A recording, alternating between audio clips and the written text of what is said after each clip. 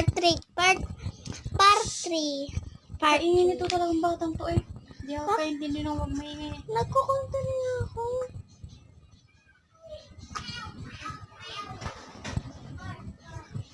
Guys, yung part 1 ano? Yung part 1, mag-content na talaga ako. Mag-content. Ayun na.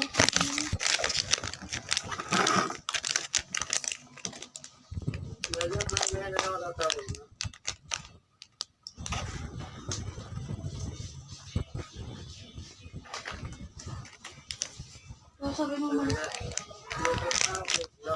So, ayoko na makapag-trade, guys. So, next time na lang. Gawa muna tayo ng content. Let's go. Ay, ang dami ko talaga na pamiling squishy. Good morning po, ma'am. Ano yung pang nagdala yung yan? Squishy pa kayo dyan. Ano nga yan? Squishy pa kayo dyan. Ano ba tong squishy na to? Hindi pwede mag-squishy. Ano yan? Hindi pwede mag-squishy sa classroom ko. Ano to? Oh, lambot. Saka lang to. Uwian na. Wow, ang aga magpa-uwi ni ma'am, ha? Ang aga magpa-uwi ni ma'am, ha? Ano maaga? Aka na nga yan.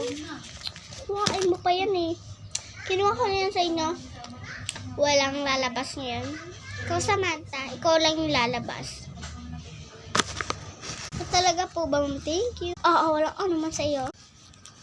Buti na lang pinalabas ako ni ma'am. Kain na nga ako nito. Uwian na naman eh. Bye, mga kasi. Bye! Bye! Bye din sa'yo. Bye din sa'yo.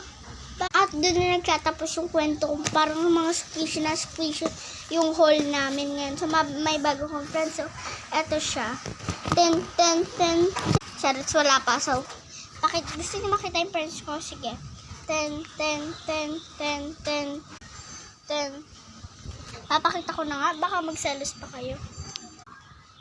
Hello po guys. So, ako nga po na yung bagong kaibigan ni Samantha. So, ito po guys, yung damit po na binigay niya sa akin, magkaiba kami ng damit. So, hindi ko pa siya pwede ipakita na may kasama guys. So, kambal po kami. So, pili na lang po kayo sa amin kung sino yung mas magandang kambal. Ako ba? O siya. Nakita niyo na naman yun, mahabang kwento, di ba? Ako hindi pa, so balik na natin siya. So, anyan, nandito na ako.